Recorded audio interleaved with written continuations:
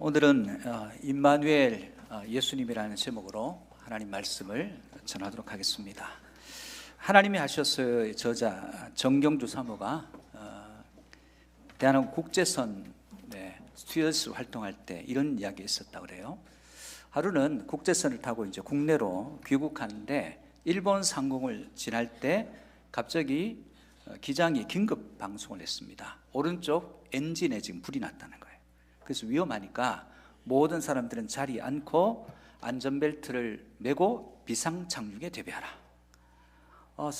그 안에 있는 승객들이 갑자기 이게 무슨 일이냐, 이게 무슨 날벼락이냐 하면서 두려워하고 웅성웅성합니다. 그런데 평상시에 이 정경주 사모의 신앙을 못마땅히 생각하고 신이 어딨냐 이랬던 남자 직원 한 명이 와서 미스정, 나를 위해서 기도해달라고. 너무너무 두려워하는 거예요. 평상시에 그렇게 단단해 보이고 걱정 근심이 없고 뭐든지 다 할 수 있을 것처럼 보이던 그 사람이 엔진에 불났다는 얘기를 듣는 순간 바들바들 떨면서 미스정, 날 위해서 좀 기도해달라고. 그래서 무릎을 꿇었고 그 자리에 같이 무릎을 꿇고 기도했다는 거예요. 하나님, 이 병기를 지켜주십시오. 이 승객들을 지켜주십시오. 불이 꺼지게 해주십시오. 그렇게 기도하고 난 뒤에 아멘 하니까 다시 기장이 안내 방송을 하더라는 거예요. 승객 여러분, 안심하십시오. 무슨 일인지 모르겠지만 갑자기 불이 꺼졌다는 거예요. 그래서 이 비행기를 안전하게 김포공항에 착륙할 예정이니까 안심하라는 방송이 나오더라는 거예요.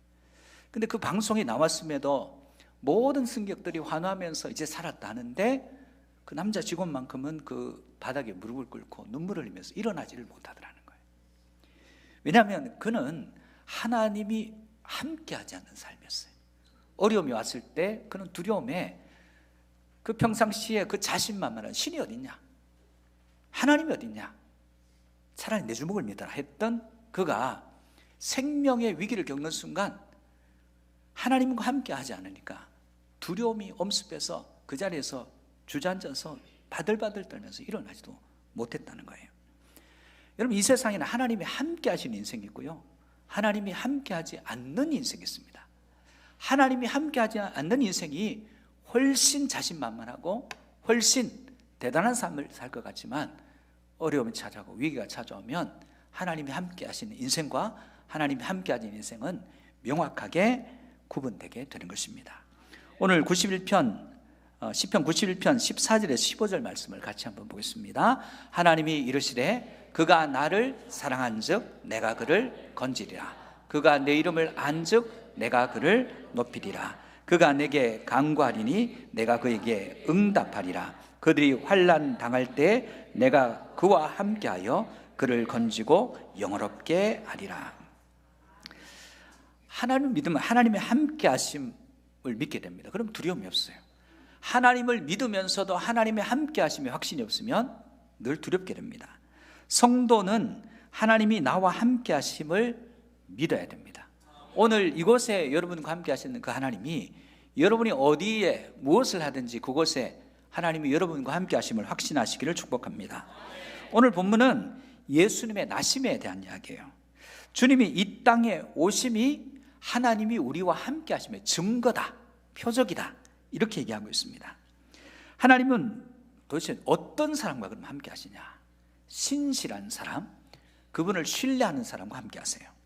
첫 번째, 하나님이 함께 하심이 가장 큰 복이라는 거예요. 하나님이 우리와 함께 하시는 것이 최고의 복입니다. 자, 하나님이 함께 하시는 자는 의로운 사람이라는 거예요. 그러면 의로운 사람이 누구냐? 신실한 사람이 누구냐? 믿는 자가 누구냐? 오늘 본문 18절에서 19절 말씀을 같이 보겠습니다. 요셉이 바로 그런 의로운 사람이라는 거예요. 18절 19절 함께 보시겠습니다. 예수 그리스도의 나심은 이러하니라. 그의 어머니 마리아가 요셉과 약혼하고 동거하기 전에 성령으로 잉태된 것이 나타났더니 그의 남편 요셉은 의로운 사람이라 그를 드러내지 아니하고 가만히 끊고자. 여러분, 약혼을 했어요. 우리는 약혼이 약혼이지만, 결혼 전이지만 유대인들은 약혼이 결혼이에요.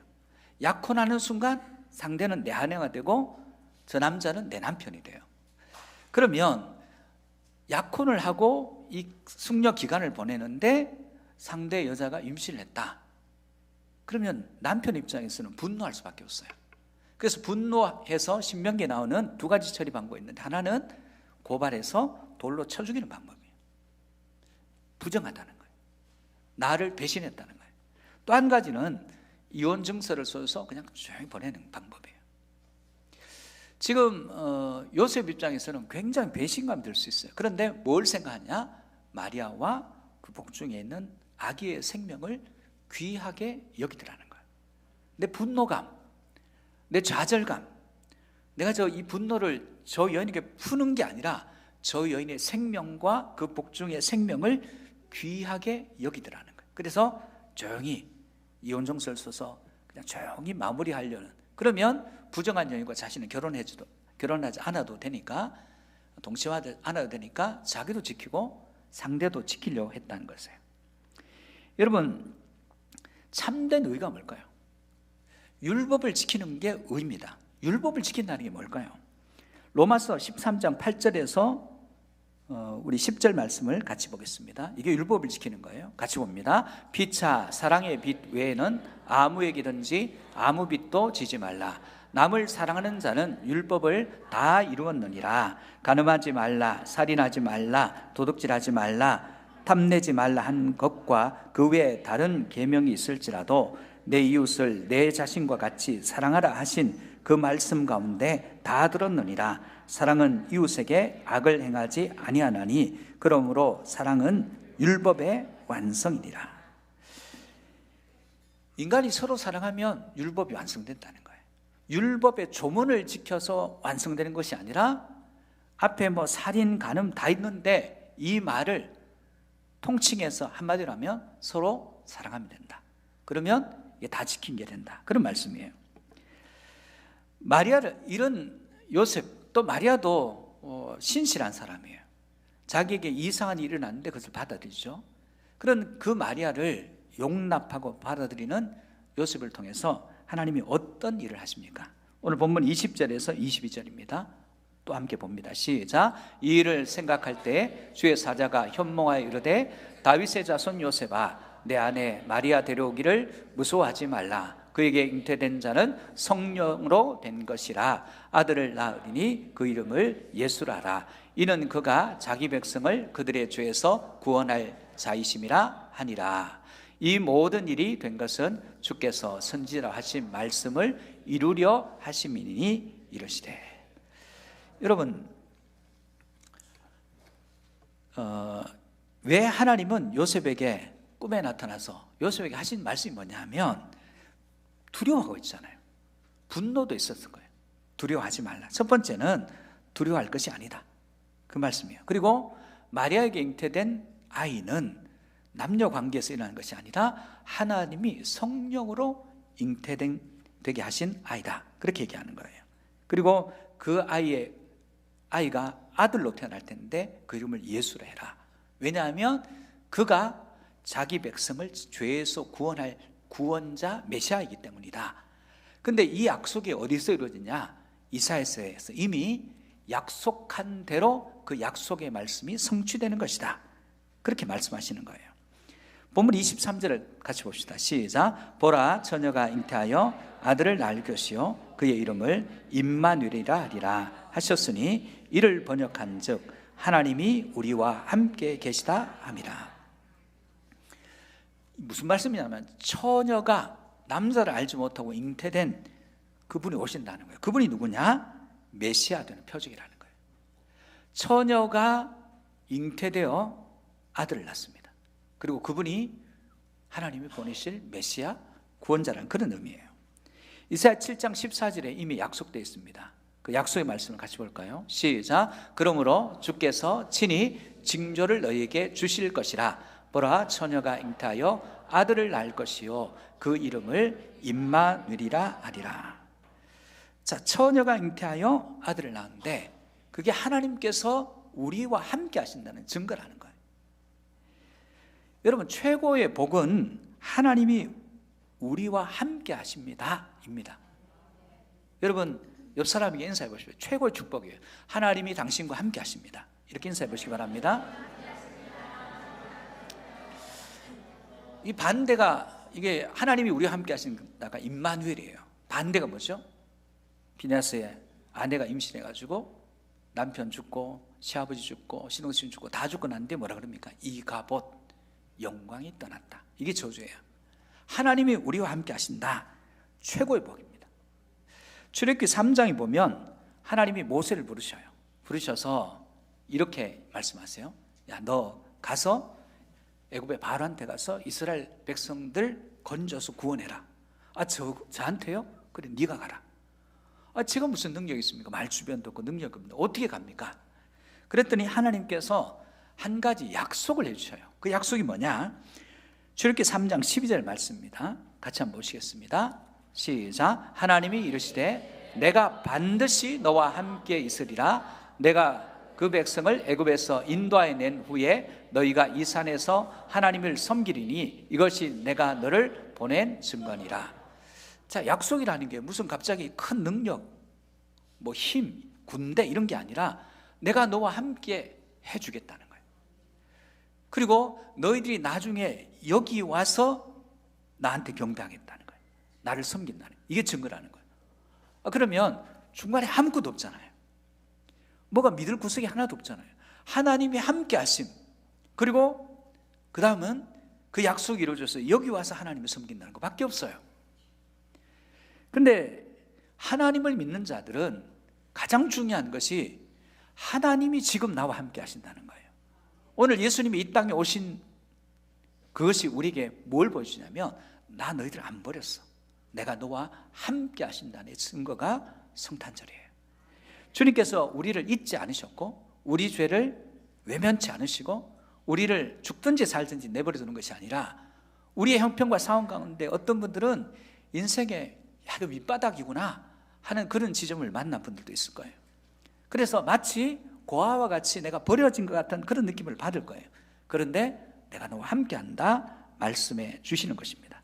그러므로 여러분, 하나님이 여러분과 함께 하심의 확증을 가지고 날마다 승리하시는 저와 여러분 되시기를 축복합니다. 그럼 저주가 뭐냐? 하나님이 떠나시는 거예요. 출애굽기 32장에 이스라엘 백성들이 모세가 산에 가서, 시내산에 가서 율법을 받으러 갔는데 곧잠을 못 참고 금송아지를 만들어 숭배해요. 하나님께서 진노하셔서 다 멸하시려고 하니까 모세가 간절하게 기도합니다. 중보적 기도죠. 중보기도를 합니다. 그랬더니 하나님께서 진노를 돌이키시면서 뭐라고 말씀하시냐면, 출애굽기 33장 3절입니다. 같이 보시겠습니다.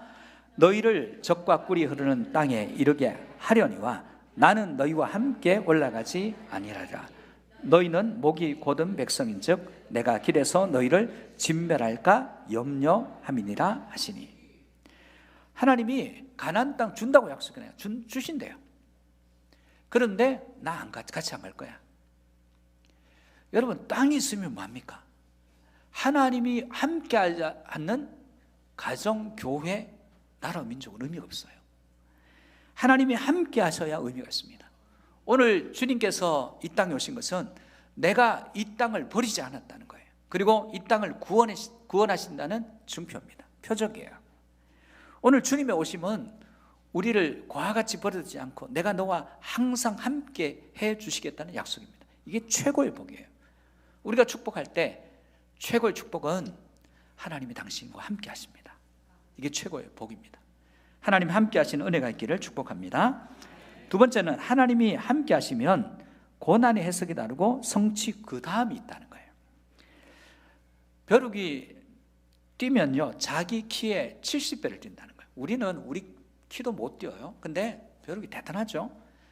근데 벼룩을 어떤 유리병에 넣고 하면 뛰어 올라서 나온다, 탈출한다는 거예요. 그런데 뚜껑을 달아 놓고 보면 벼룩이 뛰어 오르다가 머리가 쾅 부딪혀요.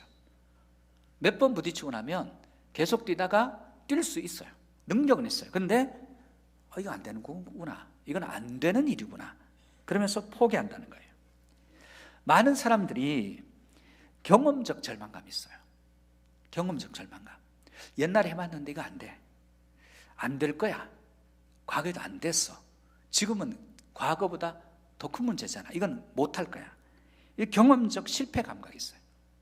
그때 우리가 일어나는 방법은 그럼에도 불구하고 능력과 권능의 하나님이 나와 함께 하심을 믿고 크게 구하는 거예요. 크게. 왜 성도가 크게 구하지 못하냐면, 여러분, 우리가 무엇을 이루려고 하는 그 이룬 뒤에가 없어요. 여러분, 어린아이들에게 마이크를 갖다 댑니다. 꿈이 뭐예요? 그리고 꿈이 뭐래요? 어떤 친구는 마이크를 갖다 댔더니 저는 의사 할 거예요. 다 의사 좋아하잖아요. 변호사 할 거예요. 어떤 친구는 대통령 할 거예요. 근데 그 중에 한 아이가, 의사 하겠다는 아이가 이렇게 얘기해요. 얘들은 대통령이 되는 끝이에요. 최고 좋아 보이니까. 변호사, 판사, 검사 제일 좋아 보이니까 끝이에요. 그런데 한 아이가 의사 되겠다는 아이가 이렇게 얘기해요. 저는 의사 되어서 할 일이 있어요. 그게 뭐예요? 저는 아프리카에 가난해서 치료를 못 받는 사람들을 위해서 그들을 치료해 주러 아프리카로 갈 거예요. 이렇게 얘기합니다. 자, 아직 의사 아니에요. 되겠다는 거예요. 그 의사가 되면 그 다음에 사명을 감당하겠다는 거예요. 사명을 감당하면 그 다음에 어떤 일이 일어납니까? 내가 사명을 감당함으로 그것이 하나님께 영광이 돌려지는 그런 삶을 살겠다는 거예요. 여러분, 우리가 뭘 구합니다? 우리가 돈을 많이 구합니다. 돈 왜 가져야 되죠? 돈 가진 뒤가 없어요. 권력을 가지겠다는 사람도 있습니다. 권력 가진 뒤가 없어요. 우리가 육신에 약함이 있는데 약함을 강함으로, 건강함으로 돌려달라고 하나님께 기도합니다. 그럼 강건한 뒤에 뭐 할 거냐는 거예요. 예전과 똑같아질 거냐, 그런 말입니다. 여러분, 우리는 말은 많이 합니다. 말의 능력은 있어요. 행함의 능력이 없습니다. 이스라엘 백성들이 홍해를 지나서 이제 가나안으로 들어가야 돼요. 요단강이 흘러내립니다. 이 물이 보통 물이 아니에요. 지금과 달라요. 성지순례 갔을 때 여러분이 보는 그 강 아닙니다. 엄청난 물이 흘러나오는. 그런데 이스라엘 백성들이 거기를 다리도 없는데 건너야 돼요. 근데 언약궤를 맨 제사장들의 발이 그냥 하나님 어떻게 하시겠지가 아니라 말씀에 의지해서 강에 발바닥에 발이 닿는 순간 물이 흘러내린 물이 유리벽도 아닌데 쌓이기 시작해요. 그래서 밑에 마르고 그리고 건너가요. 능력이 언제 나타나요? 말할 때 아니에요. 행할 때입니다. 여러분, 우리에게 말씀되지 못한 것은 우리에게 이 말씀이 우리에게 육화되고 이 말씀이 내면화되고 이 말씀이 우리를 통해서 흘러나와야 되는데 흘러나오지 않습니다. 우리에게는 말씀에 대한 순종부터가 없어요. 말씀에 대한 아멘, 아멘이 없어요. 시편에 보면 72편도 아멘, 아멘이 있습니다. 여러분, 우리 아멘, 아멘 함으로 하나님 말씀을 성취하겠다는 결단을 하고 나가는 거예요. 그때 우리에게 놀라운 은총이 이루어지기 시작하는 거예요. 요셉은 꿈에 말씀하신 것들을 받아들입니다. 데려오죠. 마리아도 자기 몸의 이상, 이게 무슨 일인가? 그러나 이해할 수 없지만 하나님께서 하신 일이라니까 그걸 받아들입니다. 성도는 내게 주어진 모든 현실을 감사로 해석해야 됩니다. 내가 원하던 게 이루어진 게 아니에요. 그러나 원치 않은 일도 그걸 감사로 받아야 됩니다. 그때 감사하고 순종하고 받아들인 자들을 통해서 하나님은 구원의 역사를, 회복의 역사를 이루어 가시더라는 거예요. 그 은혜가 있기를 축복합니다. 여러분 잘 아는 이순신 장군은 한번 감옥 갔다 오니까 배가 다 수백 척이 다 없어지고 12척밖에 안 남았어요. 절망감이 올 수밖에 없어요. 여러분 생각해 보세요. 계속 그거 생각납니다. 와, 그 거북선도 있었는데 탄옥선이 몇백 척이 됐는데 그것만 있었으면 쉬운데 군사들 다 죽었어요. 에게 12척 일 가지고 어떻게 하나, 이런 마음 먹은 게 아니에요. 장계를 이렇게 올잖아요. 신에게는 아직 12척의 배가 있다는 거예요. 여러분, 언더우드 선교사님이 그 제자 한 명이 개척을 했어요. 그 옛날에. 그 당시만 하면 웬만하면 개척하면 교회들이 붕할 때 아닙니까? 근데 이 제자는 희한한 일이 개척했는데도 교인이 안 보여요. 너무너무 낙심되어 있는데 언더우드 선교사님이 가서 그 제자에게 이렇게 얘기했다는 거예요. 야, 이 교회 소망 있다. 무슨 소망이요? 제자가 묻습니다. 야, 이 교회는 이제 늘 일밖에 없잖아. 줄 일은 없고 교인들이 늘어날 일밖에 없잖아 하면서 격려했다. 성도 해석의 차이가 믿음의 차이예요. 우리는 우리에게 일어난 일들을 있는 그대로 해석하는 게 아니라 말씀으로서 걸러서 해석하는 것 필요합니다. 말씀을 통해서 하나님의 말씀이 보는 관점으로 그 상황들을 새롭게 해석하는 거예요. 이게 믿음의 해석입니다. 삶의 생명과 고난이 뭐예요? 우리 인생을 후회하는 자들이 있습니다. 뭔가 자꾸 후회를 가지고 해요. 후회를 가지고 자기 인생을 봐요. 다 지나갔는데 그때 그랬으면 좋았을 걸 갑니다. 그럴 필요 없습니다. 여러분, 세상은 이성의 세계예요. 여러분, 신앙은 감정의 세계예요. 감성의 세계예요. 감동의 세계예요. 세상적 이성을 가지고 말씀을 보면 의심이 자꾸 들어와요. 믿지 못함이, 이거 아닌 것 같은데, 저것도 아닌 것 같은데. 그런데 신앙은 감동으로 봐요. 무슨 일이든지 그 작은 일에 감사가 넘치고 감동하는 거예요. 여러분, 교회는 이성의 세계 아닙니다. 감성과 감동의 세계입니다. 성령의 기름 부으심이 은혜의 세계입니다. 교회에서 생각을 말씀으로 생각했는데 자기 생각을 자꾸 해요. 자기 생각하면 편협해져요. 협소해집니다. 그러다 보니까 좁아져요. 무너집니다. 교회는 말씀이 이끄시는 대로 이끌려가면 돼요. 말씀이 이끄시는 대로 아멘 아멘하고 이끌려가면 됩니다. 그러면 내게 일어난 이 일들 가운데 로마서 8장 28절처럼 고백하고 가는 거예요. 같이 볼까요? 28절, 우리가 알거니와 하나님을 사랑하는 자 곧 그의 뜻대로 부르심을 입은 자들에게는 모든 것이 합력하여 선을 이루니라. 여러분, 말씀 따라가면 이기는 겁니다. 그러므로 여러분, 우리가 고난이 왔어요. 해석이 다르죠. 그리고 우리가 무엇을 기도합니다. 고난이 왔을 때 크게 구합니다. 크게 이루어지고 난 뒤에 그 다음이 있어야 됩니다. 사명이에요. 그 다음이 있어야 됩니다. 내가 사명 감당할 때 하나님께 영광이 돌려드려지는 신부적 변화, 그리고 인격적 변화가 있는 삶을 꿈꾸시기를 주의 이름으로 축복합니다. 세 번째, 하나님이 함께 하시면 모든 감사가 회복됩니다. 궁극적으로 회복된다, 이런 얘기예요. 24절에서 25절입니다. 같이 보시겠습니다.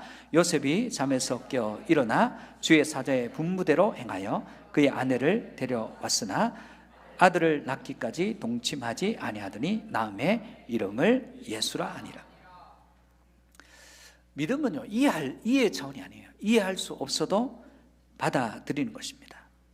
요셉은 잠에서 깨어났어요. 그 말씀을 받아들여요. 아멘 아멘 합니다. 그리고 실제로 가만히 끊고져 있던 마리아를 데려옵니다. 그리고 아들을 낳을 때 그 말씀 그대로 행합니다. 예수라 지었습니다. 그분이 오늘 우리가 이날 기억하면서 감사하면서 찬송하는 예수 그리스도 임마누엘 예수님이십니다. 우리와 함께 하시는 그분이십니다. 여러분, 그 은혜 가운데 늘 감사와 감격이 넘치시기를 축복합니다. 옛날에 우리나라에 난들이 계속 일어났어요. 그래서 왕이 궁궐을 비우고 피난 가는 거예요. 피난 가는데 적은 숫자가 피난 가서 어느 한적한 곳에 가서 농부가 있는 곳에 가서 이야기합니다. 우리 좀 며칠 유할 수 있느냐 했더니 흔쾌히 들어오셔야 된다고. 아마 농사를 좀 짓는 농부였나 봐요. 그래서 여러 군 식구들을 먹이고 정성을 다해 대접해요. 좀 있으니까, 며칠 있으니까 난이 끝이 났어요. 농부의 심성이 너무 고맙잖아요. 불평도 없이 그냥 지나가는 사람인데 유할 수 있냐니까 유학해주고, 극진히 대접해주니까, 뭐 좋은 음식은 아니지만 마음 따뜻하게 하니까 너무 감동이 됐던 왕이 소원이 있으면 한번 얘기해봐라. 왕이라는 신분을 밝히지 않고 소원이 있으면 한번 얘기해봐라. 그 농부가 생각합니다. 소원요? 저는 지금 먹을 것도 충분하고 건강도 괜찮고 비를 피하고 눈을 피할 집도 있고 없습니다. 그래도 한 가지만 얘기해라. 자꾸 극진하게 간청하니까 몇 달 있으면 우리 아들들이 내가 환갑이라고 환갑잔치를 한다고 하는데 그럼 그때 오세요. 그때 와주시면 그게 제 소원입니다. 알겠다고 갔어요. 근데 몇 달 뒤에 이 집에 잔치가 벌어졌어요. 동네 사람들이 잔치하니까 왔는데 갑자기 왕의 행차가 이루어져요. 왕이 쑥 그 집으로 들어오는 거예요. 난리가 났죠. 도대체 누군데 환갑 때 왕이 오냐는 거예요. 그러면 저 농부는 보통 사람은 아닌 거예요. 주변의 사람들이 함부로 못해요. 그리고 그 농부에게 왕한테 좀 잘 부탁한다고 자꾸 뭘 갖다 줘요. 자꾸 살림살이가 늘어나요. 여러분, 왕이 그냥 한번 행차했는데도 거기에 고을원이 왕이 행차한 곳 해가지고 비석을 세웁니다. 난리가 난 것이죠.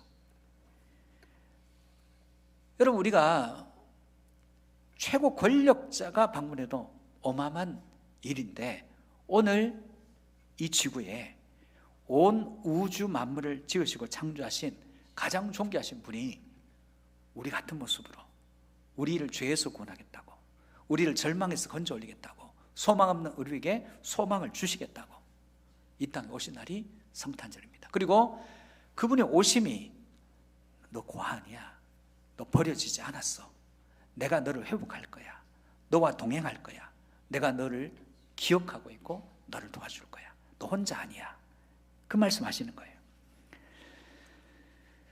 그러므로 오늘 그분이 우리와 함께 하신다면 우리도 성도는 하나님과 동행하고 이웃과도 같이 동행하는 삶을 살아야 됩니다. 성도는 하나님과 동행함을 확신할 때 우리 주변 사람과 함께 동행하는 거예요. 여러분, 우리가 성탄절을 맞아서 오늘 원장님 기도하셨듯이 우리만 이 성탄의 기쁨이 있는 것이 아니라 오늘 야학동에 어제 동장님이 오셨는데 한 16,000명 정도 앞으로 입주하면 22,000명이라는 정확한 숫자를 얘기해 주시더라고요.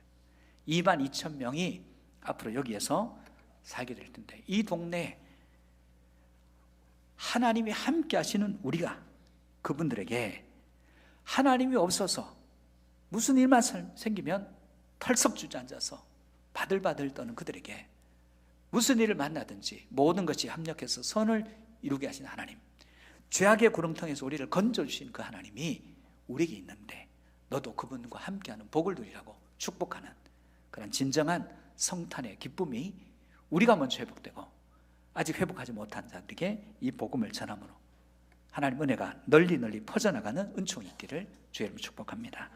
말씀을 정리하겠습니다. 하나님이 함께 하시는 것이 최고의 복입니다.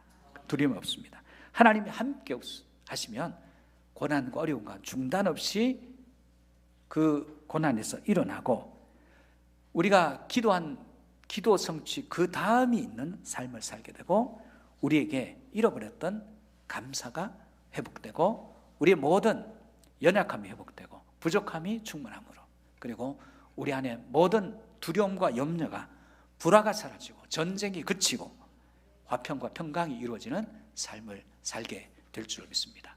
하나님께 영광 돌릴 때 우리에게는 그 평강이 우리 가정과 일터와 자녀들에게, 우리 교회 공동체에, 양흥동에, 포항에, 대한민국에 온전히 임하는 은혜가 있기를 주의 이름으로 축복합니다.